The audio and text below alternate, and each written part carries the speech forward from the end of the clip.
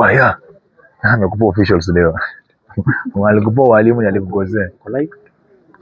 Nashika.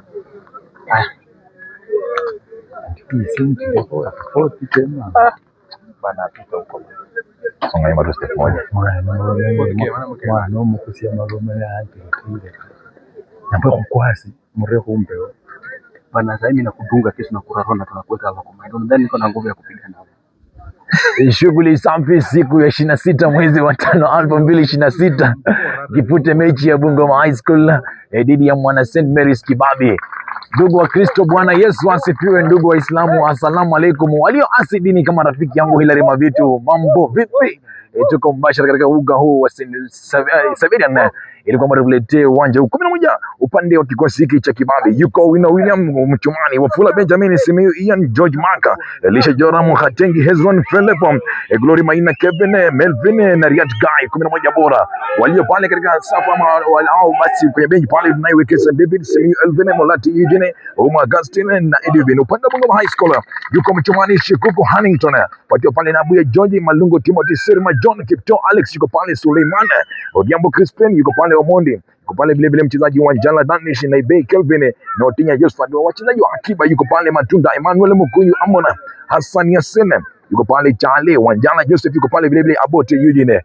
Yani basi mtonanga ambao watu wengi walikuwa wamesubiria pale. Mwenzangu Duncan Fataki Poba. Mungu ni nani?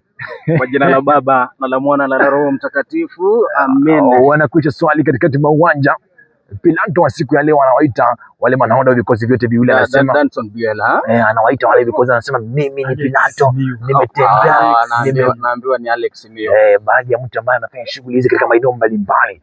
Anasema kama mimi ni mzoefu wa shughuli hizi.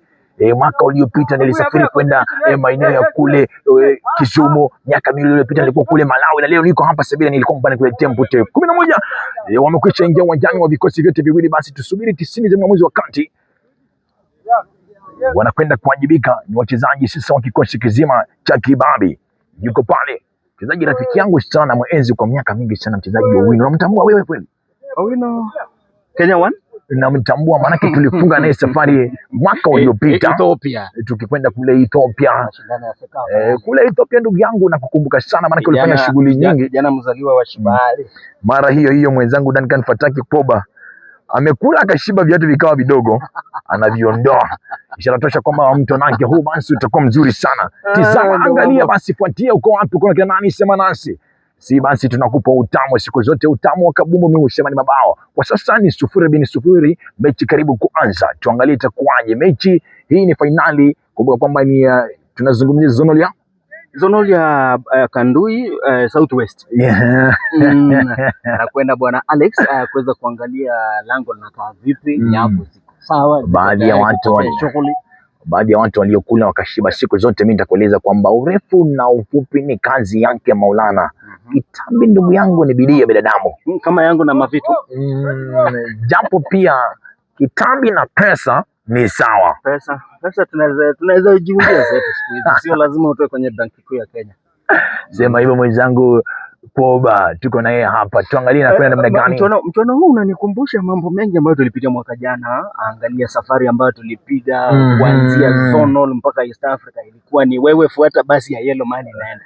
Mwaka uliopita nakumbuka katika mechi za Fiesta pale Kakamega, waliposema fuata basi, mwenzangu Striker Billy akafuata ambulance. Sababu aliona ambulance ni ya Yellow. Nusura tujipate maeneo ya kule Kaimosi, nusura tujipate kule, lakini Mungu ni nani? Kwamba basi tuko sawa. Melvin kakati mwa uwanja sasa. Sikiza shughuli sawia, shughuli rasmi kwenda kuanza shughuli hii. Wana Kibabi, dakika ni ya kwanza, basi tunashuka nayo. Anaangalia kwenye koromita yake, nasi pia vile vile tunaangalia kwenye koromita yetu. Ngoma itakuwa inaanza tayari. Sasa hapa ni wana Kibabi. Take over mwenzangu Ian. Ndio pembezoni kulia kumtafuta jezi nambari 88 mgongoni. Huyu ni Kibabi namna gani? Toka fanya shughuli safi. Jezi 3 upande wa kikosi 13, Malungu Timothy upande wa Bungoma High School. Faidi mpira wa mrusho mwana Kibabi. Jipinda wangu mchezaji huyu kwenda kwa jina Wafula Benjamin. Angalia weka wapi? Vuta pumzi. achia refu, mpira wa mrusho, teleza kwa angani, palaza kwa control safi, tazama namna gani, sikiza pataki achia, lakini kwa Sadira Kibabi achia pataki kwa mbali, lakini inakuwa hafifu, teleza angani, kichwa kinaita Kibabi namna gani, amenavya walikuwa wanapiga shambulizi dakika ya kwanza haraka huyu mwana Kibabi, waangalia anga wanapenda namna gani, inakuwa namna gani shughuli, lakini wako imara sana. Pata Ikambu kwenda kuchanja Ikambu, huyu mchezaji Shikuku Hannington, mlinda lango wa kikosi hiki cha Bungoma High School, angalia weka wapi ile mkono, ishara kama aleta kubwa, tanua uwanja juu kwa juu, piga pembezoni, teleza ngani, beki mstaarabu, sema kwamba hapa sifanye mazana, sikiza hatari, mchezaji kwenda kwa jina namna gani huyu, hao ni Kibabi namna gani, tumia nguvu, tukiza ngongo, mchezaji Timothy piga potelea mbali, anasema kwamba heri fedha kushinda lawama. Kibabi Ian Simiyu jezi namba 12 mgongoni, chukua mpira wa mrusho sasa, zamu ya Kibabi kwenda kwanja, jipinde wa ngongo, rusha refu, teleza ngani, control safi, naita namna gani, Kibabi tukiza ngongo, bado kuna tani, tizama sikiza, kichwa kinaita, jezi namba 8 pembezoni kulia, control safi, mwana Bungoma High School anapokonywa huyu mwana Kibabi namna gani, madhambi, cheza madhambi, yuko chini wakati wa mchezaji wa kikosi kizima cha Bungoma High School. Dakika ya kwanza mwenzangu Duncan Koba wameanza na haraka na pupa, na vile vile wana ari ya kutetabaa wachezaji wa kikosi hiki cha Kibabi. Dakika ya pili inamegeka mwenzangu Ian. Dakika ya pili inamegeka, na ukiangalia kwa kufikia tu hivi sasa hakuna ule mshawasha, kando na kusema kwamba mechi hii ni dabi, mechi ambayo ilikuwa kiporo, ilikuwa imefaa kuchezwa siku ya Umesema ilikuwa nini? Kiporo. Wazungu watakwambia forfeited match. Huku kwetu Swahilini tunasema ni mechi kiporo, alafu kule Baluya kule kwa kina mwenzangu Hiran wanasema uvuchieni. Wanasema mechi wavuchieni bwana. Sasa kwa maana hiyo ni mechi kiporo, mechi ambayo ilifaa kuchezwa siku ya Jumapili kutafuta bingwa kutoka zonali ile ya Southwest, ambayo itakuwa inakutana na ile zonali ya Southeast. Kina Bukembe, kina Luanda, Sangalo, zile shule kama hizo. Ni timu ngapi zinaenda? 4 natumai. Alafu sasa ndio tufanye kuchanganua pale tu mwenzangu, alafu puli itakaje huko, sababu ni mbili tu, ni zone mbili, puli itakaje tatu tu kama kawaida. Maana hapa tuko na Bungoma, tuko na Kibabi, vile vile Musikoma alifuzu kama nafasi ya 3. Haya, tuje uwanjani, dakika 3 inaingia dakika ya 4, twende kazi. Chini ya mguu wake Shikuku Hannington, angalia weka wapi, jipinda cha kubwa namna gani, mwamuzi wakati anasema njoo kidogo hapa. Kuna purukushani ndani ya uwanja, jezi nambari 55 upande wa kikosi hiki cha Kibabi, ukipenda muita Katengezo na mwenzake jezi nambari 9 Naibei Kelvin. Mwamuzi wakati anamwambia mimi nimesomea kazi hii, mimi nimejifunza, mimi nimetembea mataifa mbalimbali, sitaki kasheshe yoyote, cheza mpira. Ikambu kwenda kuchanja Hamilton Shikuku, kikosi ni cha Bungoma High School dhidi ya huyu mwana St Mary's Kibabi. Hadi kwa sasa dakika 4 inaingia, 0-0. Angalia weka wapi, juu kwa juu, tanua uwanja pembezoni kushoto, teleza angani, pawaraza za kukichwa pembezoni kulia, kumtafuta mwenzake jezi nambari 48. Hawa ni Bungoma High School. Bungoma piga kumtafuta mwenzake jezi nambari 8, chenga kwanza, zidi wa kimaarifa, tanua uwanja, piga kule pembezoni kulia, no people, jezi nambari 3. Na mkubali sana mchezaji huo kikosi cha Bungoma High School, ukipenda basi ama ukinafasika mwita Malungo Timothy Ikambu. Tushuhudie mechi ya nguvu sana, wachezaji mshike uliopo uwanjani na kuonyesha kwamba tu ule ukwasi wa mechi hii ya dabi, mechi ambayo imeanza kupata umaarufu hivi majuzi kati ya wanabungoma na Kibabi. Sisi siku nyingi ilikuwa ni Kibabi na Bukembe. Sasa hizi mambo inaanza mapema. Sirma anapiga kubwa kumtafuta mwenzake jezi nambari 10, anazidiwa kwa Kigai pembezoni kulia namna gani, no people, inaenda moja kwa moja hadi katika mkono wa mlinda lango wa kikosi hiki cha Bungoma Hamilton piga kubwa nzuri sana kumtafuta mwenzake jezi nambari 9 Bungoma hatari, jezi nambari 9 namna gani, tumia magumu, zidwa toka nje, faidi goal kick. Kwa mara ya kwanza unapata goal kick. Kitu cha kwanza kabisa kwake mlinda lango Willis mara ya kwanza anauguza mpira vile sasa. Kenya dakika 5 ndio anaguza mpira kwa mara ya kwanza. Anza pembezoni kumtafuta Ian Simiyu. Control safi, inaitwa namna gani, toka nje. Jina la utani Marcelo Ian Simio. Na mkubali mimi. Beki mzuri sana kupanda na kushuka. Anza nyumbani kumtafuta mwenzake jezi nambari 13. Timo kumtafuta mwenzake. Angalia weka wapi. Piga namna gani? Baraza kwa kichwa katikati mwa uwanja. Pandila pasi juu kwa juu, teleza namna gani? Acha mlinda lango Willis Kenya wana Owino mwenyewe. Kijana vile vile wa Shonyi. Anza kubwa katikati mwa uwanja, kichwa kinaita. Acha mwenzake. Amejisi vizuri sana. Huyu ni Bungoma High School sasa. Wameanza kujisi vile vile nyumbani. Mechi kwa sasa haina kasi. 17 pembezoni kulia Kibabi, Chirizika, Melvin namna gani? Toka nje. Kwa faida tu ya msikilizaji ambaye anafuatilia matangazo haya ni kwamba kule Bungoma walikuwa wanapiga round robin. Sasa ukiwa na mabao mengi, alama nyingi, basi unakuwa kwanza. Na hivi basi sasa tunatafuta yule wa kwanza atakuwa nani? Sababu timu zote mbili zilikushinda mechi zao 3 za mwanzo, ikiwa ni mechi ya sababu kwa kila kundi walikuwa sio mechi walishinda, kila mmoja alishinda mechi yake. Sasa idadi ya mabao ndio itakayoamua endapo timu hizi zitatoka sare. Madhambi cheza Jombo mchezaji Brovin upande wa kikosi cha Bungoma High School. Faidi kama mwana Kibabi amwacha mwenzake Owino Willis 001 Kenya akuja kuichanja. Hadi sasa mwenzangu Duncan Pataki hamna kasi sana.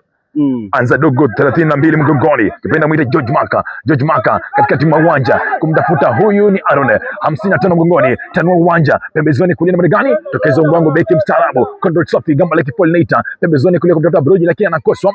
Anza sasa 11 tanua uwanja kwa Bronjin control safi inaita chenga kimwili acha mwenzake Hohai bin Tabani Bronjin kumtafuta mwenzake jezi nambari 8 Bungoma High School. Bungoma anza nyumbani 13 kwa Timothy acha Pataki namna gani?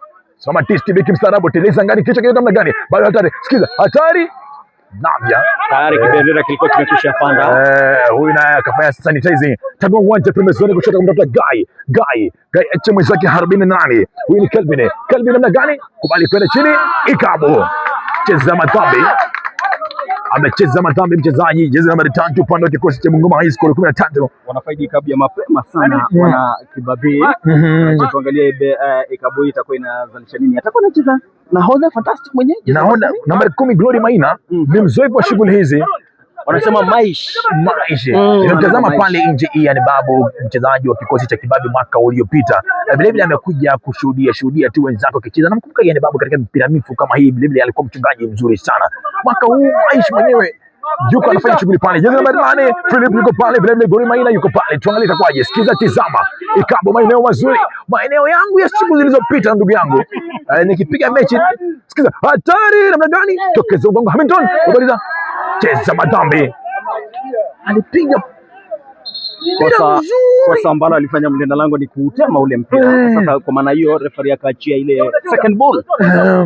Vitu kama hivi vingi vilifungwa. Alifungwa mlinda lango Andrew Nana wanaomkumbuka kabla aende uhamishoni. Ni baadhi ya goalkeeper ambao mashabiki wa kikosi cha Manchester United wanamkubali kwa kumletea stress. Waleta stress. Mwangalie kocha wa Kibabi Tobias Wamalwa. Jana siku nyingi shughuli tu. Uzuri wa kocha ama utamu wa kocha ni kutumia ishara. Au zungumzi tu unaongeza ishara. Huyo kamata huyo. Sikiza anza kubwa katikati mwa uwanja. Bungoma High School control safi. Jezi nambari 21 tanua uwanja pembezoni kulia kumtafuta 17 mgongoni magani toka nje. Faida mpira mrusho kwenda kufanya shughuli hiyo. Mchezaji Abuya George anza piga kubwa kumtafuta 14 mgongoni. Wanjela Danishi katika mwa mduara kumtafuta Bronjo namna gani? Alikuwa amekwisha rombeza. Mwamuzi msaidizi kibendera kipo juu. Anasema upo maeneo yanayofaa lakini kwa wakati usiofaa. Hivyo basi sitakuruhusu.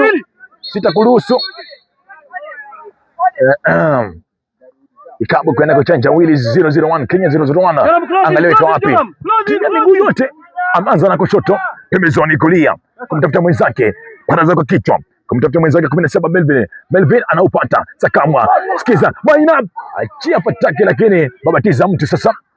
Zamu ya Bungoma High School. Bungoma pembezoni kulia kumtafuta jezi nambari 14 Ian Simiyu gamba la kichwa cheza na mwenzake Owino 001 Wangwangu kwa Ian Simiyu. Marcelo sasa zamu yake Marcelo Chirizika, Marcelo jaribu kubadilisha mtu namna gani? Bungoma High School, Bungoma jeza marinani katikati mwa uwanja, Bronjo kadogo kazuri pembezoni kulia, Kondo safi inaita Bungoma High School, hatari namna gani, alikuwa amekwisha rombeza.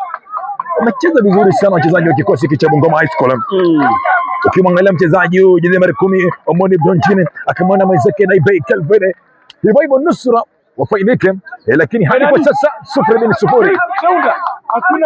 Alikuwa amekwisha rombeza kibendera katika maeneo yasiyokubalika. 0-0 Willis angaleweka wapi, mikono juu, ishara kama aleta kubwa pembezoni kulia, sana pembezoni kulia, Baraza kwa kichwa namna gani, toka nje, faidi mpira wa mrusho. Dakika zinakwenda 11 kipindi cha kwanza, jezi nambari 10 Maishe cheza nyumbani kwa Kenani, huyu cheza madhambi, anakuja akaekewa akaambia piga. Mchezaji jezi nambari 15 kosi cha Bungoma High School Abuya Joja piga, ikawa basi ni ngumu kwenda kuichanja. Angalia shughuli, Abuya Joja piga kubwa kumtoka mwenzake teleza ngani, Baraza kichwa katikati mwa mduara, jezi nambari 66 upande wa Bungoma pembezoni kulia kumtafuta 17 Megani, toka nje. Mchezaji Melvin anasakama anaposhika mpira uwanja mzima, wachezaji wote mabeki wanakimbia kule. Megani rusha mafyongo, akishika mpira uwanja unashikika. Amerusha mafungo mchezaji huyo kikosi cha Kibabi. Anikumbusha mwenzangu striker Billy, wakati mmoja tukamwaminia pale kumpa nambari katika timu ya waandishi wa habari. Usinikumbushe. Sikiza, hatari pembezoni kushoto, achia namna gani, no people, tokeza wangongo, beki mstaarabu, sema kwamba heri fedhea kushinda lawama, piga potelea mbali. Siku zote msema madefender hawana sifa. Wao hawana sifa. Madefender hawana sifa.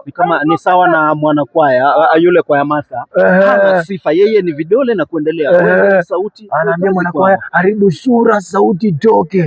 Haribu sura sauti toke. Alafu kuna kitu huwa kinashangaza na wanakwaya, ukiangalia wanakwaya wengi huwa wanatabasamu hata kama ana sura ya kutabasamu. Ikabu Pilato maamuzi wakati Alex anaingia ndani ya mfuko kwake. Mara hii Alex Juma anasema Juma limeanza tu na unafanya madhambi mapema sana. Kadi ya kwanza manjano kwa mchezaji kikosi cha Kibabi Wafula Benjamin, hii ikiwa ni dakika ya 13 ikiingia dakika 14 kipindi cha kwanza. Sikiliza Ikabu hii kuelekezwa lango la timu ya Kibabi. Nimeona rafiki yangu shabiki sugu kikosi cha Kibabi kwenda kwa jina Magwaya. Wale ni baadhi ya madefender ambao nakubali. Sikiza Ikabu kwenda kuchanja Ikabu sasa. Inua mikono hii ishara kama aleta kubwa. Tunaenda counter zone. Nahodha kikosi hiki. Angalia iko wapi? Pande la mtu. Piga nzuri kubwa. Hatari kwenye sanduku. Baraza kwa kichwa mwana Kibabi. Piga haraka. Jezi nambari 14. Bungoma High School. Weka mbele yao. Na gani? Kibabi. Kumtafuta mwenzake Melvin. Timo patia mpira. Pembezoni kushoto mwana gani? Toka nje. Mpira mrusho na faidi. Sasa pita. Ian Marcelo Semeyo kwenda kurusha mpira wa mrusho sasa. Marcelo achia kubwa tena ngani. Kichwa namna gani? Keza madhambi. Anamsukuma mwenzake. Kamviunga. Ndani kanafuta kikubwa. Kamviunga mwenzake. Sijaona tabia hizi za Hilary Mavitu zilimwachia jeraha wakati fulani. Sizikubali mimi. Ikabu kwenda kuchanja Hamilton Shekuku.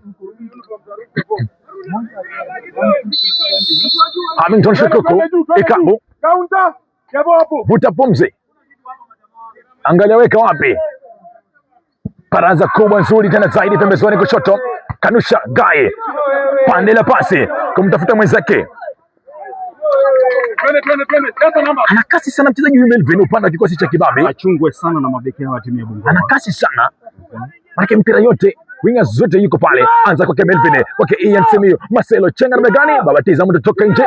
Mpira mrusho. Eric Marcelo wangu manza kwa Gaye, gamba la kifua. Hatari. Na gani kosa dira. Piga potelea mbali. Wakati wangu nikicheza nikicheza na wachezaji maarufu kama Papa Francis Atuoli, Fred Matiang'i, baadhi ya wachezaji ambao mimi nilicheza nao. Matiang'i katika angekuuliza kaka Ian, kina Wakoli before unaua ndege watalii waone nini? Dakika ngapi mwenzangu? Dakika ya 17 sekunde ya 11 kipindi cha kwanza. Teresa Ngani jaribu kubaraza kwa kichwa. Kibambi namna gani toka kwa jezi namba 7 Bungoma High School. Tafuta mwenzake kadogo kazuri. Jezi namba 9. Acha mwenzake namna gani? Kosa mawasiliano. Kwa mwacha mwenzake Brunji, lakini kana kwamba yeye akaondoka kimwachia. Goal kick. Ana haraka haonekani kuwa na wasiwasi yote mlango huyu Willis. Shughuli safi ni kwamba ni mzoefu maana gani? Ian Simiyu pembezoni kushoto katika uwanja. Hivyo tu 12. Kibambi namna gani? Huyu ndio sharti za jezi namba 2 Sirma John. Anamchunga mwenzake, yuko chini kwa maumivu. Mara hiyo mwatabibu muganga kule Tanzania anasema hivyo. Muganga anaingia uwanjani, yuko chini Tanzania. Angalau huyu anaweza kukuacha na matumaini. Maana yuko na mkoba wake pale. Nimezea waganga vile vile au matibabu wakivalia nyeupe. Alafu holy water. Wale wa timu yangu yana Lutiri Online FC. Kuja na maji, umesema holy water, maji matakatifu. Uninyunyuzia maji, anakunyunyuzia. Mtu anaumia kichwa, maji. Anaumia sanduku la agano, maji. Angalia huyo Kibali. Kweli ni shule ya kitaifa. Maana huyu amejipanga. Sasa ndio wakati unasikianga kwamba kocha pumua kwa story. Njooni hapa hivi alafu huyu ni mwalimu Chris.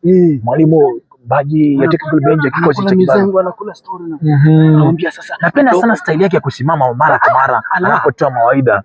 Utasema style yake ya kusimama na ikubali mara kwa mara anapotoa mawaidha. Zungumza mchezaji jezi 15 ukipenda mchezaji wa kikosi hiki cha Bungoma High School ukipenda ama ukinafasika umuita Katenge Ezron na Ian Simiyu. Anaondoka Katenge kwa maumivu, lakini natumai basi atarejea mchezoni pale kwenda kuicheza mpira wa ikabu. 32 George Maka Hansa Kimbo anafanana rafiki yangu Aluda. Unamkumbuka yule kweli? Wacha tu mambo yale. Piga nzuri sana George Maka. Talizangana na gani? Hatari. Baraza wa kichwa beki Msarabo. Pembezoni kulia. 15 na wale wa kikosi cha Bungoma High School toa nje. Kona ya kwanza mchezo. Wanafaidi kona ya kwanza mchezo. Huyo jeje anasema wacha nitoe nje nipumzike. Sitamanga. Kila shot. Kona sikiza, tizama. Uko wapi? Uko na nani? Philipo. Kwenda kuwajibika. Sikizia hii kona. Wanajipanga mabeki, wanajipanga vile vile washambuliaji wa kikosi cha Kibabe. Philip Baraza nzuri, hatari!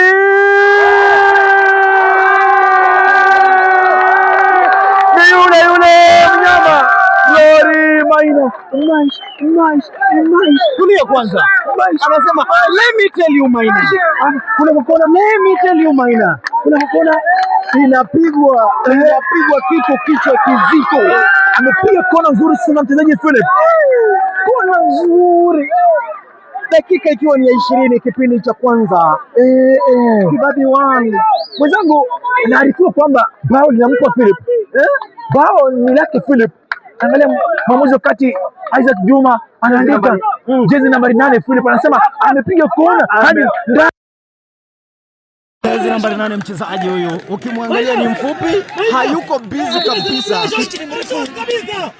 Haya, wanaanza pale katikati. Kama mwingi wa hekima namna gani cheza madhambi.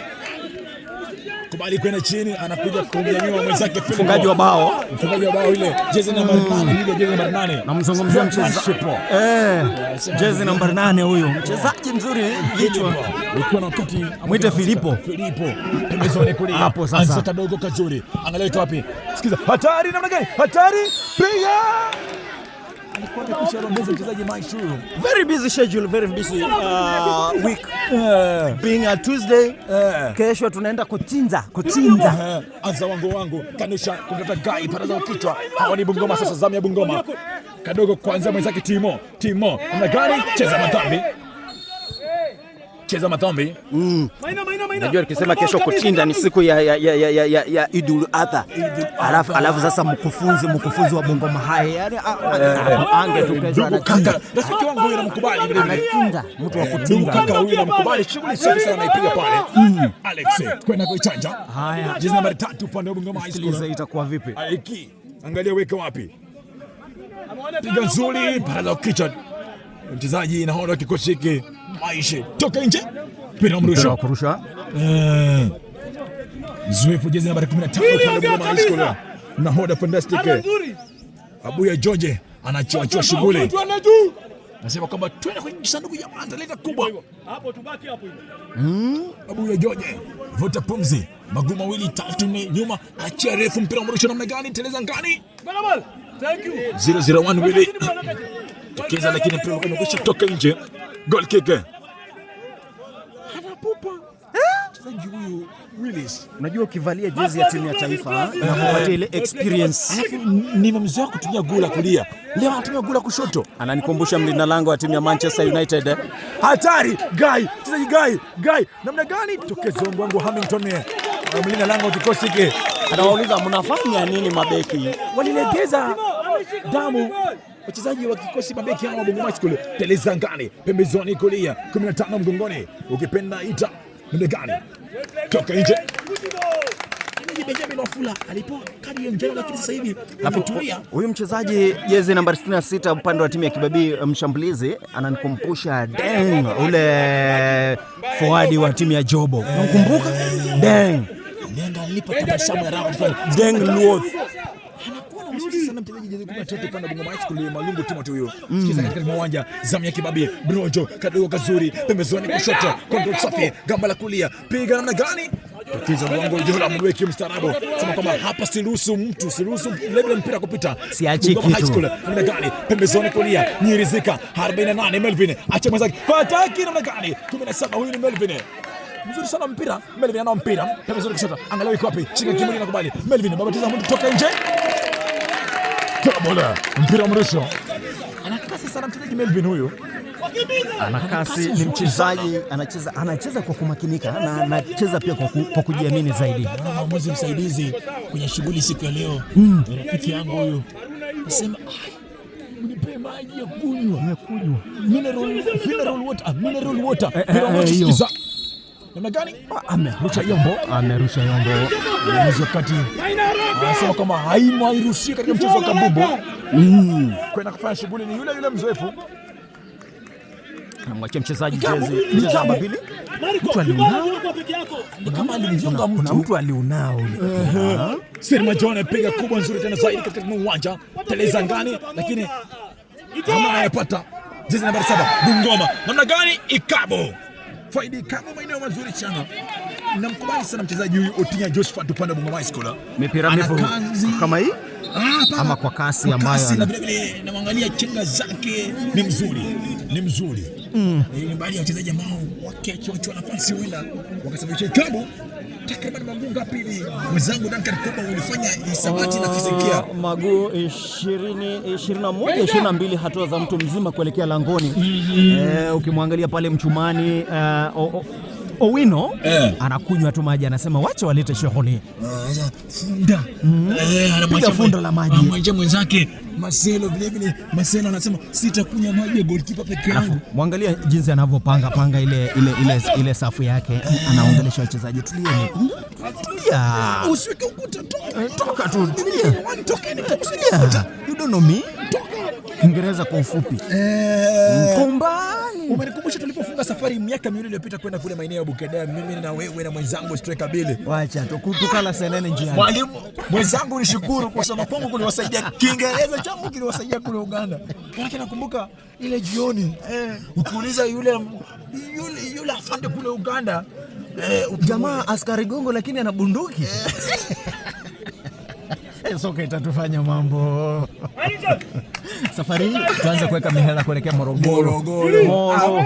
Kule nyumbani. Ikabu. Yuko pale mchezaji na hona Abuya George. Jezi namba 5. Vile yuko pale mchezaji mrefu Kipto Alex. Keep what? Kipto Alex yuko pale vile vile. Wataanza kimbe yuko pale vile vile mchezaji Omoni Brojina. Hapo vile vile. Anapanga njama. Panga njama tuangalie kwaje pale. Ukuta binadamu vile vile wekwa. Willis anachungulia. Msikiza Willy. Alex Kipto anaachiwa shughuli. Alex Kipto. Mzake Brojina vile vile. Hansa Kimbo. Gumoja, pili, 3, 4, 6, 7. Anapiga juu. Angalia wapi? Tizama, sikiza ikam. Maeneo mazuri.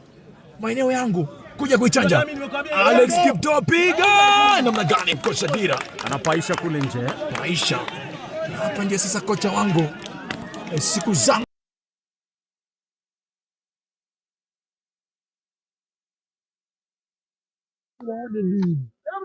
Naone mbona? Ndege hizi zinavutia utalii. Anza dogo pembezoni kulia. Jezi namba 21. Pembezoni, tanua uwanja, gamba la kichwa kinaita. Mgani kosa, Bungoma High School. Juu kwa juu piga nzuri. Tokeza Yoramo, kichwa kinaitwa Guy, gamba la kifana gani? No people. Pembezoni kulia, kichwa kinaitwa. Hawajatulia Bronjine. Acha mwenzake, jaribu fuata. Huyo. Nusu chinga. Pembezoni kushoto, no people. Saka mchezaji Bronjine.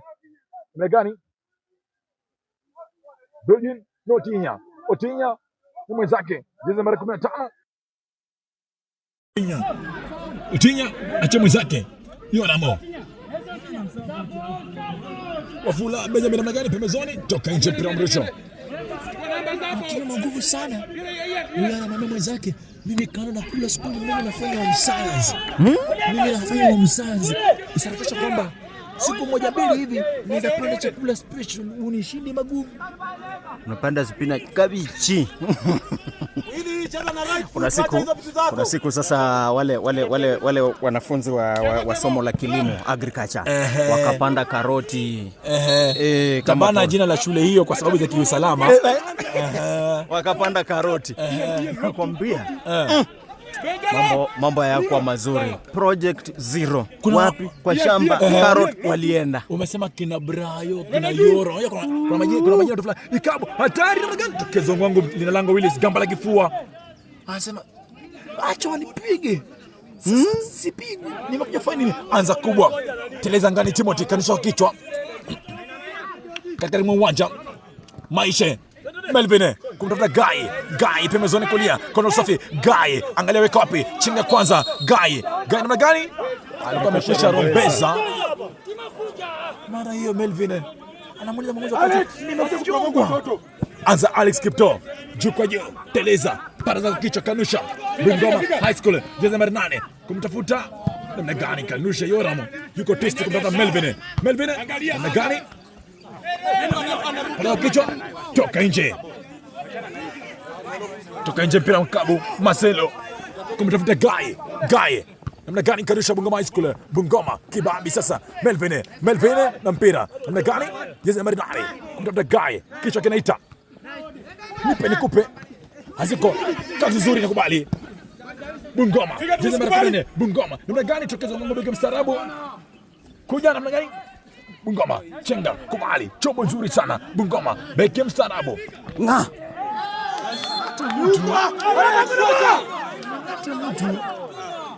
anacheza vizuri sana mchezaji huyu George Mark.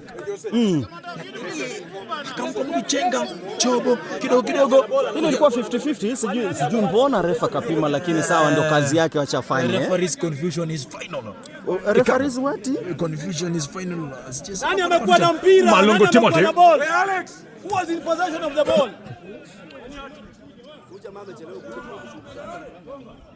Nani anataka kupiga benefit of doubt? Malongo Timothy anapanga kukuta binadamu mchezaji Willis Kenya 001 kwenda kuchanja. Malongo Timothy angalia weka wapi? Timo piga nzuri Timo, hatari kuisema toka nje. Teleza gani vizuri akaparaza kichwa, lakini kwa kocha Dira mchezaji huyu Timothy anakumbusha mwandishi wa habari Timo. Napomkumbuka vile vile mwandishi wa habari Timo, nakumbuka rafiki yetu Patrick Kanga uwanja wa Sudi mwaka uliopita. Sijui Patrick Kanga alifanya nini yule ndugu wetu. Hatari namna gani tokeza Hamilton. Sijui Patrick Kanga alifanya nini yule ndugu yetu pale Sudi. Patrick Kanga kama mgonjwa wa malaria typhoid. Yeye pamoja na Billy na striker. Mwenzangu alipigwa ngumi akawa mgonjwa. Twende. Bila mrusho. Aaron tuko mbali. Joram, tuko mbali hadi. Songe. Achia goli mchezaji wa Fulham Benjamin. Bila mrusho. Pembezoni kulia. Achia refu. Tereza ngani. Paraza kwa kichwa. Katikati mwa uwanja. Jaribu kupenyeza pande la pasi lakini nakosa dira. Jezi namba 8. Bungoma. Captain Fantastic. Kumtafuta nani? Otinya. Piga nzuri. Pembezoni kushoto. Kanusha Marcelo. Huyu ni Ian Simiyu. Alias Marcelo. Marcelo. Piga pande la pasi kumtafuta Melvin. Anachia. Cheza nzuri sana kimwili inakubalika. Melvin namna gani? Timu maguvu. Mwamuzi wakati anasema haimo katika mchezo wa soka. Anasema tawe. Bao Filipo. Cha mwenzake Ikabu kwenda kuchanja George Maka. Nilikueleza awali kwamba mchezaji huyu George Maka anafanya rafiki yangu Alut. Nitakuwa namuuliza baadaye kama ni rafiki yake, kama ni mjomba wake. George Maka kwenda kuichanja. Vuta pumzi, magoma mawili matatu. Angalia weka wapi? Piga nzuri. Tizama, sikiza, teleza ngani. Kichwa namna gani? Hatari! Ping! Toka nje. Cheza vizuri sana mchezaji hawa kikosi cha Bungoma High School. Akachia fataki mchezaji jezi namba 17 upande wa kikosi cha Kibabi Melvin. Nusu anapata bao lake. Lakini babatiza mtu pale. 31-32 dakika zinaingia kipindi cha kwanza. Bungoma High School dhidi ya Kibabi. Bao ni moja kwa faida ya Kibabi hadi sasa. Katikati mwa uwanja, pembezoni kushoto, 66. Fukuza nyiridhika namna gani? Cheza madhambi.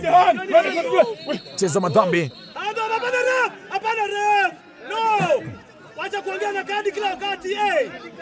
Si kila wakati. Mara hiyo. Mwamuzi wakati anaingia kwenye mfuko wake. Kadi ya manjano. Kwake nahoda Glory Maina. Kadi ya njano vile vile kwake mchezaji. Hivi ndio vitu umeleta hapa.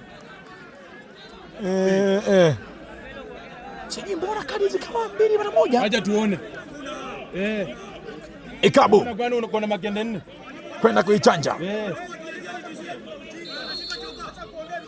Abuya George. Ikabu. I'm not your friend. Piga nzuri. Hatari namna gani? I'm not your friend. Ikabu. Mara hiyo. Kadi. Ingia mfukoni.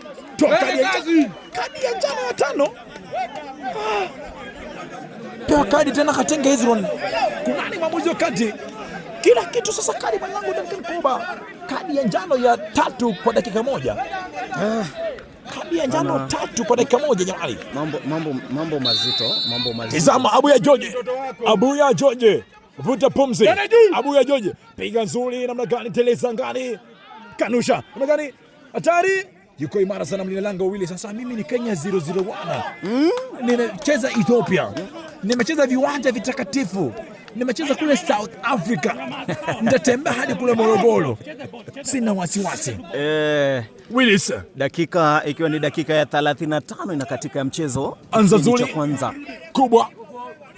Kumtafuta Melvin Kanusha Bungoma High School. Bungoma. Kibabi. Zame Kibabi. Kwake Maishe. Tanua uwanja kumtafuta Melvin. Hatari!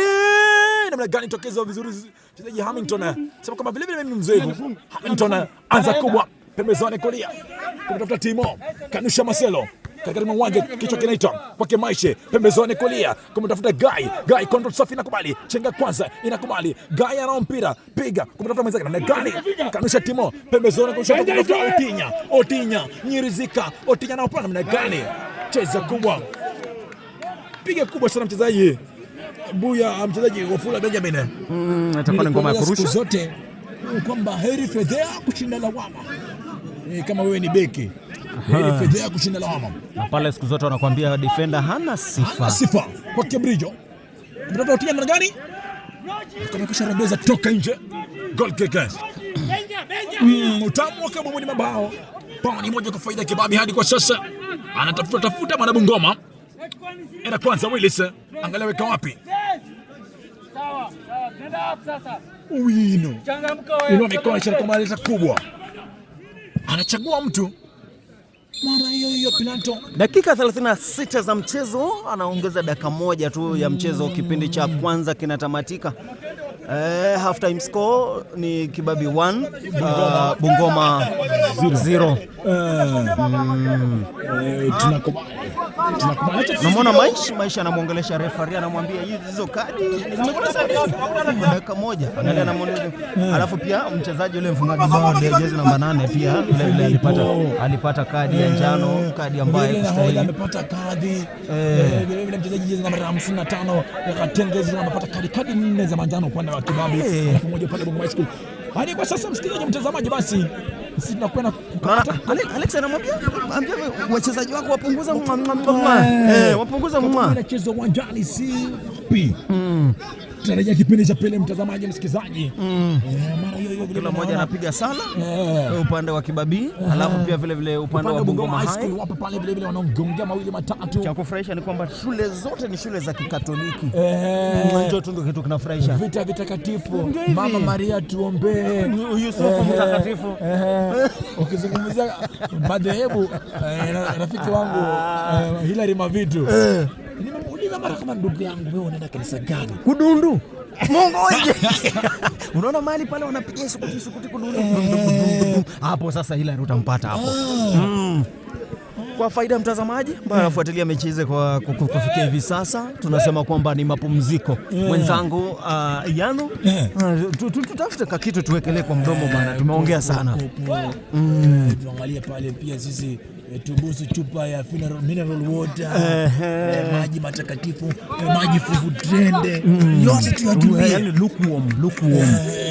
Kitu kama hiyo. Asante. Haya, asante.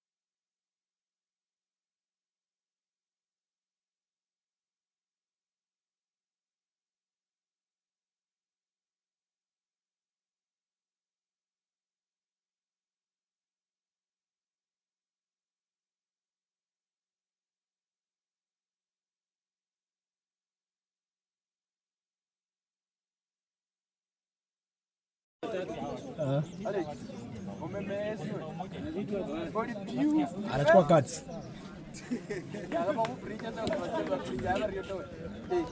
Muulize rafiki wako jamaa kwa wapi? Muulize, acha kuogopa kwa wewe, muulize kwa wapi. Yule jamaa anaponga pesa na kampuni, wewe muulize kwa wapi. Mimi naona Winnie as one of our mentors anakukanya kwanza. Kama anakicha kurusha ndio Mungu kwa sababu kipindi cha pili. Mwenzangu Yano, tutarajia nini kipindi hiki cha pili kutoka kwa makocha wote wawili? Mimi nilikueleza siku moja, ukae kuja mechi ambayo ni ya kufanya maamuzi, sijui mshindi, sijui nini. Kama unaujua, kama ujue. Baki na hiyo, chagua cha utafanyia. Inakuwa nini kizaazaa pale? Wameanza haraka upesi sana wana Kibabi kipindi cha pili. Haya, weka kwenye kidari. Bungoma anageuka vizuri mchezaji jezi nambari 7 Mwito Odhiambo Crispin. Kwa mara nyingine Odhiambo Crispin, gula kushoto Odhiambo Crispin anazidiwa nguvu, ujanja na maarifa hapa. Hawa sasa ni wana Bungoma. Ngoma inatoka nje itakuwa ni mgusho. Anakwenda kurusha ni Maina. Anasema let me tell you Maina, tayari kibendera kipo juu. Mchezaji jezi nambari 66 upande wa timu ya Kibabi alikuwa amekusharombeza. Haya, unaanza juu, anakwenda juu Maina. Ngoma inatulia. Lile piga kule mbele kumtafuta Sancho, nguvu mpya. Jezi nambari 11 Sancho. Goal kick. Ngoma inaanza kwa kasi kipindi hiki cha pili mwenzangu. Ian. Tutarajie vitu sampuli hii ama ndio sasa hii ndio imeisha kabumbu sasa. Kipindi ambacho nakipenda. Lakini kipindi za siku zangu wakati mimi nilikuwa naingia kipindi cha pili siku zangu mwenzangu. Kipindi ambacho mimi napenda ni kile unasimama kwa barabara unaangalia mahali basi ya yellow inaenda na unafuata. Mambo mazuri. Kichwa piga paraza. Ndugu yangu nimekueleza mara kwa mara. Usifuate basi ya yellow, fuata ambulance. Fuata basi ya yellow. Fuata basi ya yellow. Nakwambia mechi hii ilisema inapigiwa nyuma ya milango mifunge. Yani loose translation, lakini haikuruhusiwa kucheza na mashabiki. Lakini wote walifuata basi. Kumbe walifungia nani mashabiki? Eti hao walifikaje hapa ndani? Walifungia ndani hao mashabiki jamani. Odhiambo, Odhiambo, Odhiambo, Gula kushoto Bungoma High. Odhiambo, anakwenda chini. Na mkubali zaidi anaitwa Olinya. Olinya. Odhiambo Crispin, jezi nambari 7. Otinya huyo Bungoma High School huyo. Namkubali sana. Otinya Josephat. Namkubali sana lakini mzuri kufanya shughuli hizi. Okay. Namkubali sana manake anampa beki huyu wa upande wa Kibabi Wafula Benjamin kazi ambayo si rahisi. Anamfanyisha shughuli. Umekunywa chai asubuhi. Benja anafanyishwa kazi ya kula sapa jana. Hata wewe panda school bus. Sitaruhusu ufanye mzamza hapa ni mark. Fanya kazi ya kunimark. Sitakuacha hivyo. Wanaweka ukuta binadamu. Ni yule Otinya kwenda kuichanja. Otinya jezi nambari 7. Otinya Josephat Gula kushoto. Wanaondosha katika maeneo yale. Hawataki uchafu. Ana wai ule mpira Sancho, lakini anakuwa Sancho au Sanchez ule wa Manchester United, si wa Kibabi. Kwa maana hiyo ngoma ilikuwa imepotea. Juju wanawai wanabungana kwake Otinya. Otinya Josephat Gula kushoto, safirisha ngoma inakwenda Shoroboro. Ngoma inatoka nje ikiwa ni dakika ya 3. Wacha ujinga sasa. Watu macho pia. Dakika ya 3. Referee kocha anafoka sana. Sema pole kesho wana Idul Adha. Ndugu yangu kesho na hafla nzuri sana ya kutinja. Sitakubali uniletee. Usiniharibie siku tukufu ya kutinja. Kama katikati mwa uwanja. Nataka kwenda Morogoro na unafanya mchezo. Ama kocha nataka kwenda Saudi. Nataka kwenda Saudi mimi. Nataka kwenda Saudi na unaleta mchezo. Otinya kwa mara nyingine. Otinya. Mpira imetoka nje, itakuwa ni kurusha kwa faida ya mwana Kibabi. Atakuwa ni kurusha ngoma ile mchezaji namba 15 Wanjala. Benjamin anairusha vizuri, kichwa kinaitana pale, ngoma inatoka nje. Rit Guy. Wanaanza haraka upesi zaidi, mtu anapigwa channel. Huyu ni Philip Mfungamanyo. Philip alipiga kona ndani. Philip anapiga kitu kizito. Anikumbusha kisa Hannington Shiku. Anikumbusha somo la dini Ethiopian eunuch. Kulikuwa na mtu anaitwa Filipo. Natumai sasa ni huyu Filipo huyu wa Kibabi. Kitu kizito. Mtu yupo chini, referee anasema iwe tuendelee kucheza. Yupo chini mchezaji namba 11 upande wa timu ya Bungoma. Angalia jina, jezi nambari 11. Mkosi kicha Bungoma. Anakubali kunyanyuka. Anasema nitaendelea tu.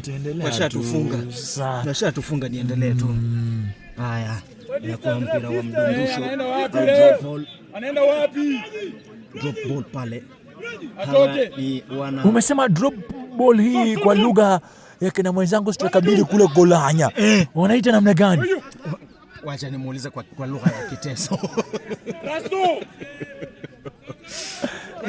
Anakwenda kuwa ile mpira Sancho. Ngoma inakuwa kubwa, inapigwa huku mbele kabisa. Maana yake kule kwa kina mwenzangu Hilary Situma mavitu. Kwa kumwata. Kwa kina Situma sasa. Haya, inakuwa ngoma ya kurusha tena kwa mara nyingine. Anafaidi mpira huu ni mwana Kibabi. Anakwenda kurusha Simio Ian anaanza vizuri kumtafuta Maina. Ian kwake Maina. Ian Gula kushoto. Ian piga kitu kinababatizwa pale, mfungaji wa bao la kwanza. Ukimzungumzia mchezaji Ian Simiyu vile vile alikuwa katika kikosi kile mwaka uliopita. Ian Marcelo amemchacha cha kitaifa pia. Alikuwa kwenye kikosi cha kitaifa. Anapiga mundu chenga takatifu. Chenga takatifu ndugu yangu, si unaongeza sakramenti juu. Unasema Holy Chenga. Holy Chenga unakuja unaachwa. Wanatokeza Wanabungoma sasa. Jezi nambari 9. Nite Naibe Kelvin. Ngoma inatoka nje, itakuwa ni kurushwa kuelekezwa lango la timu hii ya Mwana Kibabi. Amesimama mchumani ni kana kwamba hana shughuli yoyote hapa. Wino William Willy. Haya, inaletwa Otinya, anapiga kitu kizito kinababatizwa, anamwambia hapa ngoma ni ya wanaume. Referee anasema play on, inaingia kwenye kidumbua kitovu cha Wanakibabi, wanajiondoa katika hatari ile. Anakwenda juu net Wanjala Benja anaukosa. Kitu kinapigwa, vichwa vinapigwa viwili vitatu havijuani. Kumtafuta Sancho hayupo. Wanarejesha mipigo, hawa ni Wanabungoma. Kwanza naye Benjamin anapiga kitu kizito katikati kwa Kiret. Kumtafuta Sanche, hawa ni Wanakibabi. Sancho nguvu mpya. Maina, let me tell you Maina. Wananusurika tena Bungoma. Kitu kizito. Ajize kwa wanapaka sana mafuta. Wanapaka sana mafuta. Siku zangu pale ngachia fataki jamani. Kula kwetu Ndengelwa. Wanasema liumbu. Acha liumbu. Inaletwa. Kichwa kinakwenda nje. Kaparada wa kichwa chake. Kosa kwa hatua chache sana. Unajua? Wako biashara. Hawako biashara. Unakumbuka mwaka jana katika uwanja huu Bungoma walishinda Kibabi bao 1-0. Kitu ambacho kililetwa tu na mara hiyo kameramani anapewa mpira. Kameramani anasema guza pia. Una miguu ya kushoto. Wanjala anakwenda kurusha mpira haraka pesa kumtafuta Gae. Hatari kule Sancho kwenye kisanduku. Philip anaokosa. Ian Nanga. Ian anapiga kitu kinababatiza kitu kizito. Kona hiyo. Bado mpira umetulia. Yanapigwa kichwa mpira paraza. Wanadanadana na mpira ule Wanabungoma. Kwenda juu kwa kichwa anajibu kumtafuta Ian kwa mara nyingine. Ian kutumia mguu wake wa kushoto. Ian kumtafuta Sancho mpira unababatiza pale, goal kick. Mambo mazito. Dakika ya 8 ya mchezo kipindi cha pili. Kibabi bao 1. Bungoma. The new national school in Bungoma. Haya, katikati mwa uwanja Ian anauwai mpira. Beki mzuri anacheza vizuri zaidi kwa kujituma. Mguu wa kushoto Dennis. Nani yako hapo? Rudisha kwake Philip anauwai. Philip anageuka. Philip jezi namba 8. Philip Kibabi wana mpira. Philip anavyogo anakwenda chini. Referee Alex anasema itakuwa ni kabu kuelekezwa lango la timu ya Bungoma. Meki anasema Philip umefunga kona. Umekuja tena kunichenga. Nina wazazi nyumbani wanatizama. Ndani ya fataki. Dada zangu, ndugu zangu, marafiki. Sitakubali. Vile kwa umbali naona wanafanya badiliko pale Wanabungoma. Watakuwa wanafanya mabadiliko mawili. Sikiliza hiki kitu kinaletwa na Ian Simiyu Nanga. Nje. Geuka vizuri mchezaji huyo Melvin, jezi namba 17. Piga kitu kinakosa dira. Baadhi ya wachezaji ambao nitakuwa naangazia kwa karibu sana ndani ya mwaka huu katika shule hii ya kitaifa ya Kibabi. Mchezaji huyu Melvin nimemkubali. Kasi anayo na Philip. Kasi vile anayo. Ni mzuri katika kupiga zile fataki za mbali za karibu vile chenga zake ni nzuri. Sikiza sasa Winbridge Mwanabungoma utafuta Otinyo bei gani? Acha mwenzake haya bila hata namna gani babatiza mtu kona. Mchezaji huyo Otinyo bei nzuri sana, namkubali mimi. Anampa kazi Benjamin Wanjala. Anamuuliza Benjamin, umekula asubuhi special diet shuleni? Wenzako kwenye assembly wakaambia unakwenda kufia shule nakupa kazi. Sikiliza kona dakika ya 10 ya mchezo kipindi cha pili. Anakwenda kuichenja kona mpande wa Mwanabungoma, jezi namba 10. Muite Omondi Brojin. Kichwa kinakosa dira. Kona kwa mara nyingine. Center referee anasema ni vichwa viwili vilikutana na mpira. Sasa kichwa kikubwa kikawa cha Kibabii. Kwa Kiingereza ndio head on collision. No, two heads. Inaleta tena kwa mara nyingine kizaza kwenye lango la timu ya Kibabii, wanajinusuru. Wanakwenda kuleta Matulinga tena kwa mara hii. Anaiachia ngoma. Itakuwa ni kurushwa kuelekezwa lango la timu.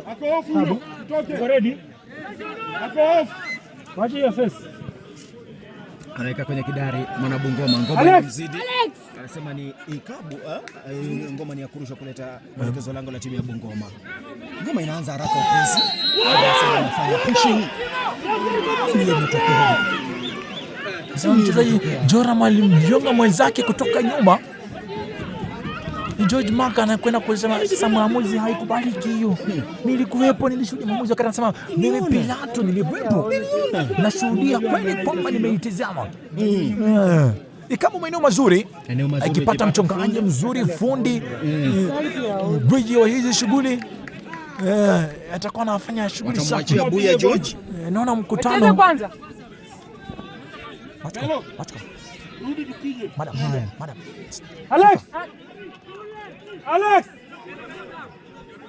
Wanaweka ukuta watu wanne hivi, watu watatu, wote warefu na ni weusi. Ukitaka kumtisha mpinzani weka watu weusi. Sura. Haya, sikiza. Anafanya badiliko. Sura sawia na Daudi Kabaka. Kisha poteza mpira. Refa anasema nini? Sikiliza kipenga mimi bwana. Play whistle. Anatoka mchezaji jezi namba 11 upande wa timu ya Bungoma. Sawia na ile jezi namba 14 upande wa Bungoma. Mwana ni Wanjala Danish. Anajaa nje. Jezi namba 6 anajaa ndani. Vile vile 16 mchezaji huyu Chale. Chale. Adungwae Chale. Jina lile sawia na Burundi hii ni namna gani? Sikiliza, ikiwa ni dakika ya 13 ya mchezo, kipindi cha pili inakuja kupigwa. Faida ya bao moja kwa Kibabii. Watamwachia mchezaji Otinya mguu wa kushoto. Otinya mguu wa kushoto. Inaletwa nje.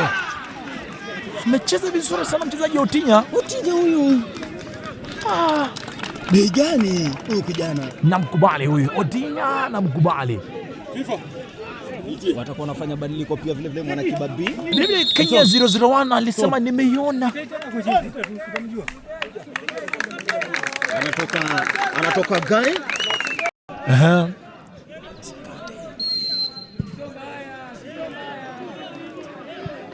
Pigwa kiatu mchezaji huyu. Tupo chini mchezaji wa timu ya Kibabii. Kwa maumivu hivi. Anakubali kusimama na kuendelea mchezo, jezi namba 17. Bila shaka huyu ni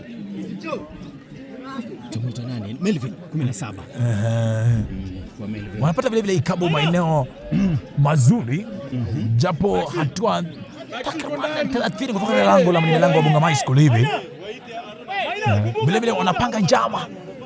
Wanasema huyo ana milonjo mizuri. Anaachiwa Ian Nanga. Manuel Wekesa anasukuma na jezi namba 7, nguvu mpya huyu upande wa timu ya Kibabii. Inaletwa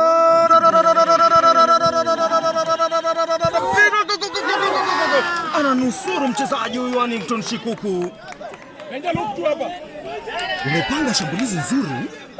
Panga njama. Nzuri. Hakuna. Anakwenda chini mchezaji huyu. Sisi ni shule ya kitaifa. Tunapanga njama kitaifa. Anamwachia Owino. Owino anaanza pale nje. Anasema kuna nini, ngoma inatoka nje, itakuwa ni kurusha. Na ngoma ya kurusha kutoka kwake Willy. Dinda moja. Kipa anasema niachie. Unakumbuka zile vitu wanasema kwamba niachie. My ball. Sikia vile anavodunda mpira Willy. Wasema anatumia miguu yote. Ananikumbusha mlinda lango wa timu ya Manchester United, Sunny Lemons. Kijana kinda na msimuite tu mlinda lango. Muite mnusuru. Mtu ambaye alitoa stress kwa kikosi kizima cha Manchester.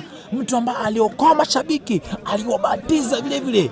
Sikia ngoma ni ya kurusha kuelekeza lango la timu ya Bungoma. Anakwenda kurusha ni Benjamin Wanjala. Anairusha vizuri kwenye kisanduku pale. Weka kwa kichwa tena. Anairejesha mchezoni kumtafuta Otinya katikati mwa uwanja. Hao ni wana Bungoma. Anavuka mstari wa katikati. Anaweka kwenye kisanduku kwenye bega lake. Wanaanza tena Bungoma piga ndogo. Kwake Benja anapura kule mbele, wanasema tuliza ngoma. Amepiga kwao. Piga. Haya, unawababatiza. Anacheza vizuri. Piga. Alikuwa anafanya nini mchezaji huyu jezi nambari 17 Melvin? Fanya jizi lakini kakataa. Na mambo yangu haya achane nayo.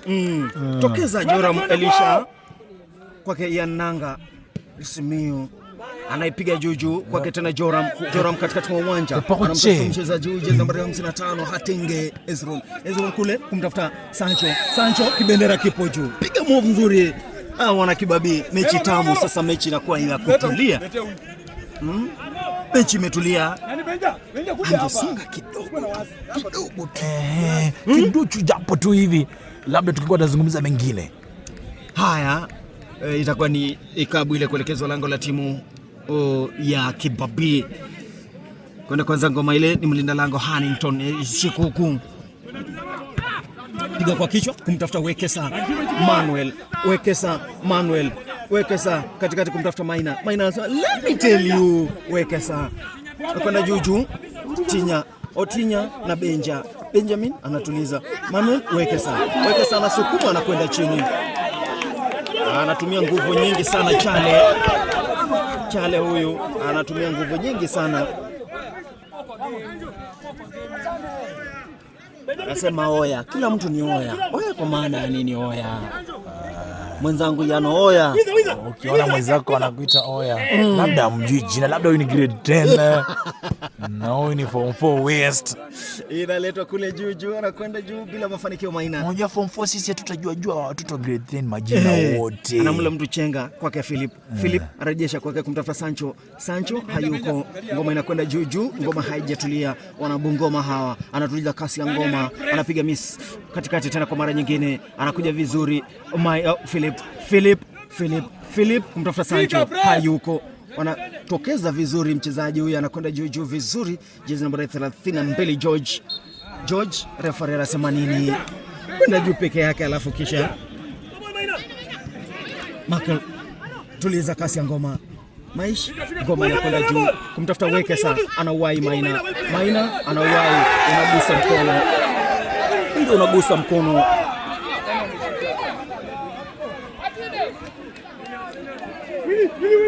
Anasema ngoma hii sasa tumwachie Matanda na Mutinda. Jezi nambari 6 huyu upande wa timu ya Bungoma Hai anaiachia ngoma.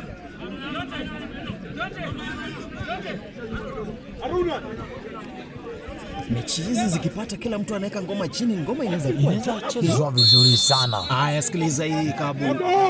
Yuko pale mchezaji, bila shaka wanamwachia mchezaji jezi nambari 2 mwite John Sirma. Wanaanza kwake Philip Wekesa, Maina, Philip. Referee anasema nini? Mchezaji alikusha kwenda chini, mchezaji jezi nambari 8.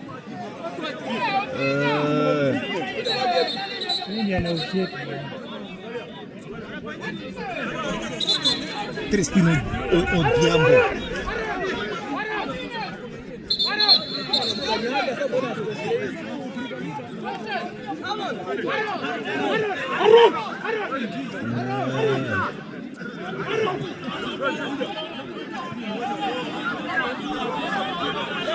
Kwa nini pale kivanga hito? Mwamuzi wakati fari kidogo, pia maamuzi yake yanawaacha wachezaji wakiwa na ati. Mwamuzi wakati vile mhubiri anawaambia wanafunzi tucheze mpira. Mimi ni kasisi, sitaki mambo mabaya. Anaweza kumpa laana ya Biblia. Si ya ukoo hizo sababu Zidane kama wanatoka huko. Laana za ukoo zimepita na wakati wangu. Si ukoo wote ba. Mwenzangu mpiga picha hii nipatie hii. Anakuja kuvuta pumzi. Otinyo anapiga kitu kinababatiza kitu kizito. Wanaanza hawa na wana Bungoma kumtafuta Mutinda. Chale anatokeza vizuri. Wanaanza wekeza Wanjala. Alafu sasa wanatokeza vizuri. George ngoma inakatwa katikati kumtafuta Maina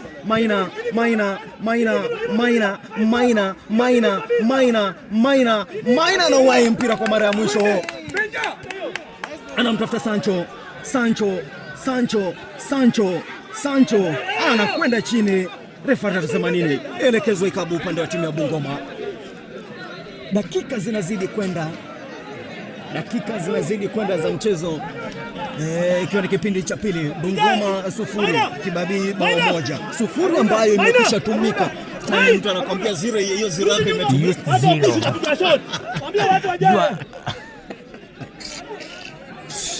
You are used to 0. Sikiliza, hii atakuwa naileta Ian Nanga. Ian Maina anakuja. Piga kitu hafifu. Philip Melvin ana overwork wa Melvin. Kumtafuta Ian Gula kushoto. Ian anakwenda chini. Ian referee anasema amuka twende. Sancho ana viungo na wachezaji wawili.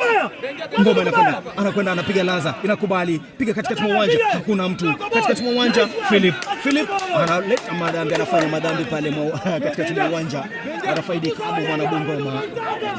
Mechi inazidi kuwa tamu, inazidi staajabu hizo zinatokea pale. Unakutana na mtu kama Luanda, Sangalo, Kimugui.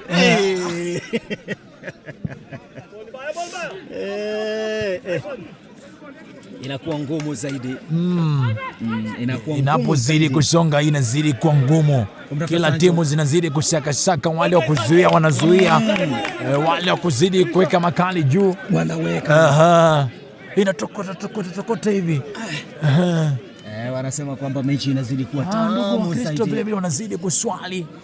Wale Waislamu jambo kesho ni siku speciali. Vile vile wanazidi kuweka mambo kwa shwari. Upande wa timu ya Bungoma atakuwa anaingia, unaweza kutafuta jina lake. Tanabai ni nani? Anatokeza huko. Anatokeza vizuri. Wanjala. Tumia maguvu. Anakuosha kuelekeza upande wa timu ya Bungoma. Wakati huo referee anaitisha substitute.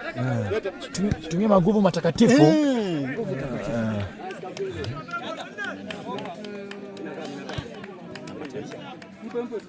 Bronji ametoka.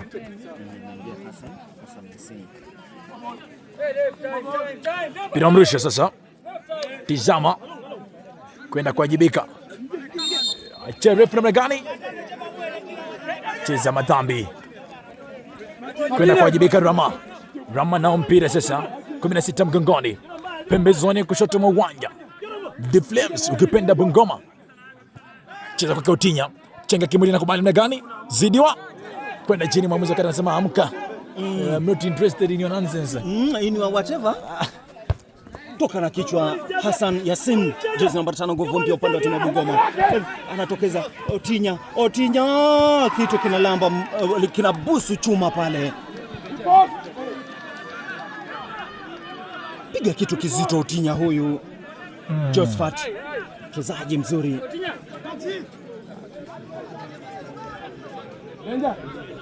Otinya Josephat itakuwa ni kuelekeza lango la timu ya Bungoma High School. Owino William maarufu Willy Kabalero. Umesema Willy nani? Willy Kabalero. Mbona yupo chini mchezaji wa timu ya Kibabii, anaungulia maumivu pale. Referee anaangalia tu, anasema acha ngoma izidi kutamba. Yupo chini mchezaji huyu, bila shaka kuweza kuangalia ni nani huyu.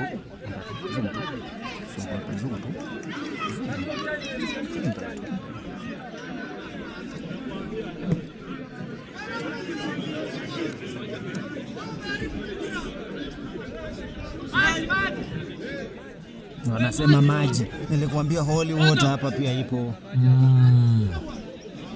yupo chini mchezaji huyu, jaribu kuangalia jezi namba. Jezi namba 8 Melvin. Philip. Jezi namba 8, mfungaji wa bao la pekee kufikia hivi sasa. Naam. Bao la pekee kufikia hivi sasa ikiwa ni 1-0. 1-0 kufikia hivi sasa. Kwa tathmini na takwimu zako kufikia hivi sasa, mwenzangu Ian, unauona vipi mchezo huu? Dabi ambayo imeanza majuzi tu, sijui nani alianzisha, sijui mwanzilishi, ndio japo laada yake kwa mbali imevutia, lakini natumai Luwere lile bao la Filipu natumai limeweka mchezoni, maana ukiangalia mashambulizi ya Bungoma High School japo mazuri, lakini mlinda lango Willis hadi kwa sasa yuko imara, hajaonyesha kubabaika. Vile mchezaji Hamilton, mlinda lango wa kikosi cha Bungoma High School, amerudi mchezoni. Ukiangalia yale mapigo yanapigwa, anayachukua, anayatoa, anarudisha wenzake vile katika mchezo. Angalia mashabiki walivyojitokeza katika uwanja huu, mpaka wamekwea mti, wamesimama juu ya mti juu. Awali ulinieleza kwamba uwanja huu ulitangazwa kwamba mashabiki wapo juu wamekuja kupata ruhusiwa, na ni kweli hawajaruhusiwa, lakini hapo kando ya uwanja walisema kwamba sababu mashabiki hawa, manake mashabiki ni kwamba wanaharibu mchezo, na wakasema sisi hata hatuko, tutakuwa juu ya mti si ndani ya uwanja, na wanapiga gumzo, wameketi vizuri, Hansa Kimbo. Sasa shida inakuja tokea pale ambapo bao limefungwa. Huyu ni baba Brian, mwangalie yake Silvia, huyu ameweka mwangalie sasa hivi. Basi mwangalie huyu ndugu na yeye amekuja kushabikia. Anasema unaonaje timu yangu? Alipotoka nyumbani aliambia watoto na familia kwamba naenda kutafuta, turudi mchezoni. Naweza kurejesha mchezoni mwenzangu kameramani Ian anakwenda anapiga chapataki, lakini nakosa dira, piga kitu kizito, inakuwa ni goal kick. Rafiki yangu Mourinho alikuwa wakati wote, kocha Mourinho anasema target then power. Huyu amechagua power then target mwisho. William Owino. Sema kwamba tuone italeta kubwa. Inapigwa pale juu. Bila wasiwasi wanaturudisha ngoma kwenye mchezo wana Bungoma. Katikati mwa uwanja anakwenda juu kwa mara nyingine mchezaji huyu George Hazron Hatenge. Katikati mwa uwanja wanacheza kwa kujiamini sana wana Kibabii. Kule mbele hakuna mtu. Anamtafuta Ian Nanga, anakwenda kurusha. Kujiamini huko labda uzoefu ama labda zoezi. Wamelifanya mambo ni mawili. Uzoefu ama zoezi wamelifanya, hasa wana pupa, wana wasiwasi kiwewe kwa mpira hawana. Angalia vile wanavyoanza nyumbani. George Mark kwake, wanasema kipa tulia nao. Huyu ni Kenya One, anaipiga kule mbele kumtafuta mchezaji Manuel Wekesa kwenye kidari, anaubusu tu mpira kidogo kumtafuta mchezaji Melvin ayuko kwake, Maina kichwa kwake Melvin kumtafuta Ian Nanga, anaileta juu inalelelele kumtafuta Wekesa anampatia Maina anakosa ngoma ile. Melvin Maina piga kitu kinakwenda nje. Bwana. Mchezaji huyu Maina ni mchezaji ambaye anacheza kwa uangalifu zaidi, ni miongoni mwa wale wachezaji ambao huwa wanajitunza wakiwa uwanjani zaidi. Hawataki majeraha, hawataki kukumbana na wapinzani. Otinya Willy Kabarelo Owino anasema mimi ni Kenya One, kwa maana niko hapa Kibabii. Nilifunga safari, niliabiri ndege, si tuktuk. Nimecheza kule Afrika Kusini, nimecheza Ethiopia, nikiwa napamba timu ya taifa. Hawaandishi wa habari na wajua wananitazama, wananipiga picha. Siwezi ruhusu hata kosa lolote. Siwezi. Wanaukubali mchezo wa Bungoma. Inapigwa Jaramba. Otinyo nje. Anaamua kucheza na mashabiki. Kipindi cha pili kinaonyesha mashamsham ya aina yake. Wanaanza kurudi vile vile kwenye mchezo The Flames ukipenda Bungoma. Wanachukua sakasaka zao, huenda kujirejesha mchezoni kwa sababu mechi ikumbuka inapigwa mbele ya walimu wakuu wawili shule. Mara hiyo namtazama mwalimu rafiki yangu mwalimu Chris, mwalimu wa somo la dini na PE. Wekesa anajaribu kuwahi mpira. Otinya anaileta maridadi katika uwanja. Melvin gula kushoto ya kitu kinakwenda nje. Amezoea uwanja, labda uwanja mkubwa, stadium kubwa mchezaji wa Melvin. Mimi namkubali. Haya, inakwenda George. Arotulia. Yasin Hassan piga kitu kinakuwa kizito, kinababatiza wachezaji wawili pale wa timu ya Kibabi. Wanapata kona, goal kick. Mambo mazito.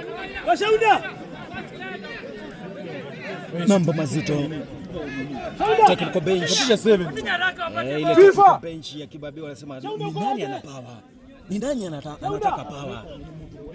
Wanaanza pale goal kick.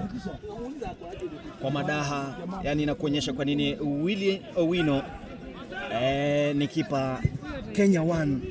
Akiita anaweka hapo, akiita anakufikishia. Kumtafuta Sancho. Ngoma inatoka nje. Itakuwa ni kurusha kuelekea upande wa timu ya Kibabi. Ikabu alicheza ndivyo, alitumia nguvu nyingi zaidi, nguvu za giza. Azimu anzirusui katika mchezo wa soka vile. Haya, anatokeza vizuri mchezaji mshambulizi wa timu ya Bungoma, anasepetuka na kwenda chini, referee anasema nyanyuka, wewe ngoma inaendelea. Inawekwa kwenye simama, saidia timu yako. Wewe ndio uliambia wenzako kwa dormitory ni match day. Nitawachezea. Anasema nini? Wewe ndio uliambia wenzako kwenye dormitory nitawatetea. Haya, jezi nambari 22 upande wa timu ya Kibabi. Anatoka nani? Anatoka mchezaji huyo jezi nambari 8. Lile jeraha kidogo lilimponza mfungaji wa bao Philip. Atahitaji angaliwe, angaziwe.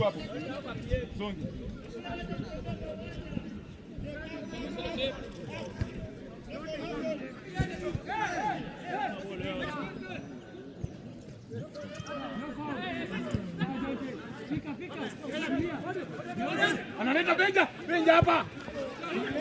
Haya, twende kazi. Otinya anachagua pilau la kesho.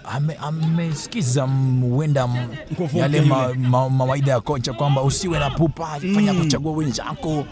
Tuko 11 uwanjani, unapokamata mpira wengine 10 wako kando wanasubiria mpira pale.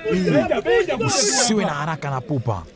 Nguvu mpya huyu Dedan Obiero anacheza. Unamkumbuka yule baa mdogo mwaka jana Joshua? Naam. Pale timu ya Kibabi. Aliwakosha wengi sana. Sikiza, hii inapigwa kuletwa lango la timu ya Bungoma. Inakwenda juu kumtafuta Wekesa kimo. Kinamkosesha raha ya mpira. Kimo chake kinamkosesha raha ya mpira. Anakwenda kurusha ni Ian Simionanga. Ian kumtafuta Sancho, hayupo. Wanaanza wana Bungoma katikati mwa uwanja. Anakwenda Paraza Benja na ukosa mpira. Wanatokeza hawa ni Hassan Yasin. Orelala Willy Kabareo Owino. Anaanza kupata shughuli Willy Owino. Nilikuwa nimesubiria haya masaa ya kushine.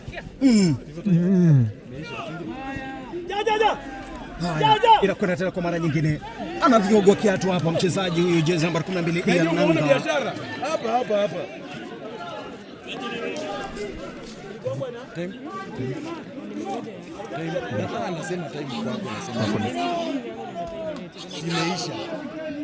Haya. Kuja uwanjani. Chenga kimtu mzima. Kumtafuta Wekesa. Anamwekea Melvin. Kona. Babatiza mtu. Melvin huyu alikuwa na dira nzuri, akachukua pumzi, akavuta pumzi makunyanzi vile na akachafa kizuri. Piga kitu kizito. Labda alingembatiza mtu, tulikuwa na mpira wa raga, tungekuwa tunasema conversion. Wanakwenda kupiga kona ya mwisho ya mchezo. Labda dakika mwisho kwa kona ya mwisho. Anakwenda ni Maina. Anasema Maina, let me tell you people, I'm the captain. anaileta anababatiza kwa mara nyingine, inakwenda juju kumtafuta Wekesa. Wekesa hayupo, inampita kama pasi, unatuliza, anamwachia Benjamin, atokeza vizuri George anawahi mpira, ngoma inatoka nje, itakuwa kurushwa kwa faida ya mwana Bungoma. Anamwachia mchezaji jezi namba 16 muite Chale jezi namba 16 Chale anaanza na mchezaji Otinya, anakata Benjamin Wanjala, wanaanza wana Bungoma. Kibabi vuka mstari wa katikati kumtafuta Sancho, hakuna mtu hawezi shika, ilikuwa ni kujigonga kwa mpira kwenda Jojo Ian. Kipa anasema I am the Kenyan one, anasema alikwisha daka mpira. Anaanza na mchezaji Maina fantastic captain, anaanza naye Owino mguu wa kulia wa kushoto, safari anaileta Juju, anasema kwa umeshawaiona hii ngoma inatoka nje. Ile Kabalero anasema kwamba you are also a Kibabian, shika hiyo. George anakwenda vizuri, Benjamin anamla mtu chenga ya kwanza la kubali, inaletwa huku katikati mwa uwanja. Maina Melvin Wekesa kipa anadaka,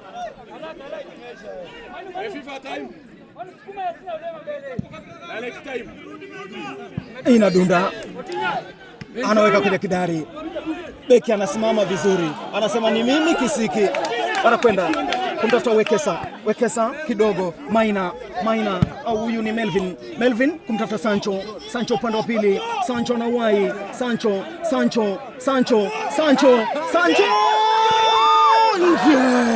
piga kitu kinakwenda nje. Sancho hana pupa, hana haraka, anajihisi yuko sawa kabisa katika kasi yake. Zinapigwa minus crosses. When was the last time you saw such a beautiful? Walimu hesabu wanasema trapezium zinachorwa, sijui rompas, vitu mbalimbali vinachorwa, vingine sivifahamu, vinachorwa tu. It was perpendicular to, it was vitu kama hivyo tu. Kama you find the perimeter and the circumference. Vinafanyika hapa katika uga huu. Na zimeisha. Wakati wowote tutakuwa tunamaliza mchezo huu, hatujui alizotembea nazo Alex ni ngapi, lakini sasa safarini ya mwana Kibabi. Wekesa anakwenda juu, anakosa kuwa mpira. Bungoma huyu tayari kibendera kumekwisha simama hapa. Mwenzangu Duncan Fataki, Luwere ama unaonaje? Nitasema Luwere. Hapa sifa bari tabaki. Wachezaji wa Kibabi, angalia walivyosimama, wanangoja filimbi ya mwisho. Wote wamekwisha simama, benchi nzima ya Kibabi. Alafu na rafiki wangu Professor Ali Wangona, the only professor of football in Western Kenya. Professor, unapobarikiwa usinisahau. Inapigwa juju, referee anaangalia kwenye kilomita yake, anasema kuba just wait. Ian kumtafuta Ian Wekesa anakosa tena kwa mara nyingine. Maina na mpira, Maina anafanya ile time wasting kumtafuta Wekesa, hayupo. Mlinda lango Hannington anaudaka mpira. Mambo yanazidi kuwa mazito katikati mwa uwanja bila kudunda. Ngoma anaileta katikati mwa uwanja, George anaipiga vizuri. Huyu ni Hezron Hatenge.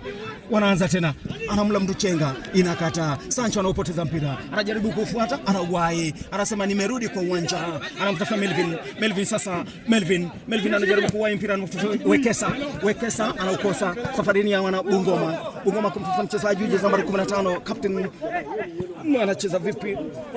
Abuya George, ngoma inakwenda kurusha kuelekeza upande wa timu ya Kibabi. Wewe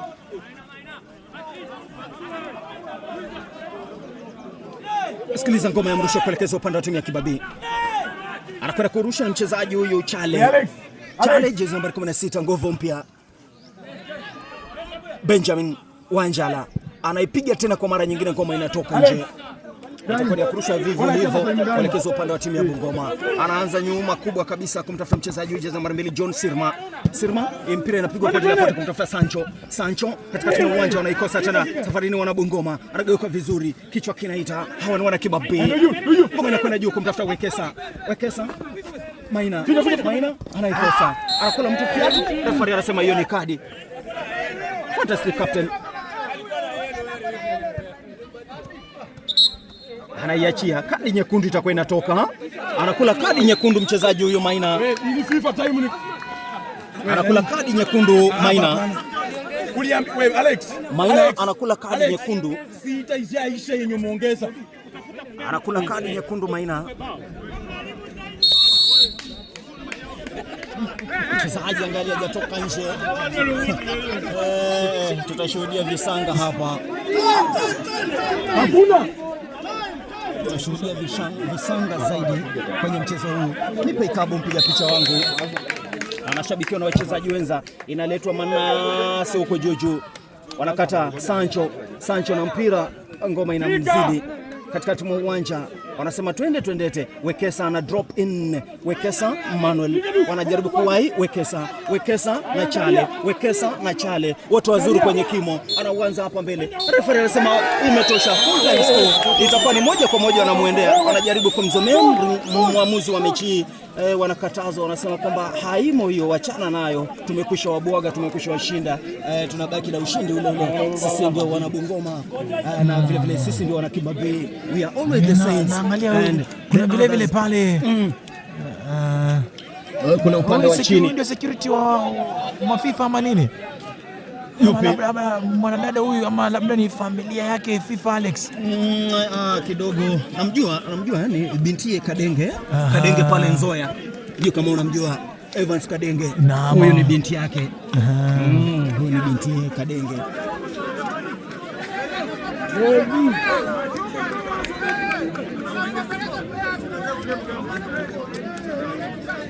Anasema bana, ndivyo hivyo mwenzangu Ian. Ndio tumeanza sherehe. Follow the bus. Follow the yellow bus and get everything. Na pia usipofollow the yellow bus tutafollow tu. Sisi tutafanya nini sasa? Kutoka kwa meza ya fataki za michezo siku ya leo nimekuwa wako kocha bila timu Koba 1 na mwenzangu kwenye kamera kaka Ian, jina la kwangu. Hadi wakati mwingine, Mungu asante.